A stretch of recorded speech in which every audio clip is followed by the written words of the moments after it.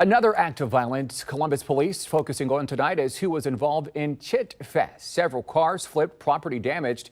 10 TV's Stephanie Stanovich has been working to get more details as well as talk with students to get their thoughts about what happened. There's still a lot of questions about what happened here on Chittenden Avenue Saturday night and into early Sunday morning about how police handled it and what happens next. It looks cleaned up now, but 24 hours ago, it was a mess. Sitting in my apartment, watching the helicopter circle, but knowing that there was still destruction being going on, it's kind of scary as a student to think action wasn't taken quicker than that, and it could have turned way more violent than it did. Claire Wallet is a student at Ohio State. She's also the president of Never Walk Alone, a mental health organization on campus. We had some students express that they were upset about the events from the previous night. The party is known as Chittfest. It typically happens every year after the first spring game.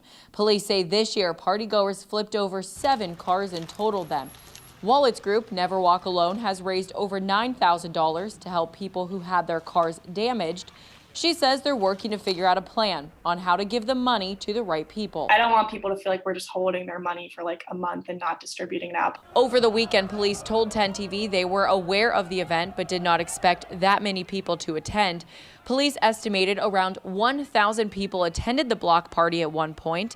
Today, Interim Police Chief Mike Woods explained the response. Well, we had to staff not only for Chittfest that night, but we had events throughout the day, so our resources were staggered across the day and across the city to respond to multiple events. Last summer, after the protests, Mayor Andrew Ginther announced that CPD is no longer permitted to use a chemical irritant as a crowd control measure, and pepper spray will be limited unless there are threats of physical violence. Police say Chittfest started to get out of control around 10:45 Saturday night, and multiple officers were sent to the scene. Once we knew that cars were being flipped, we got enough officers together and approached that area, and thankfully they went home when being asked to go home. OSU officials are directing people to the student conduct form online for OSU disciplinary action and to contact Crime Stoppers if they have information regarding anyone who took part in vandalism.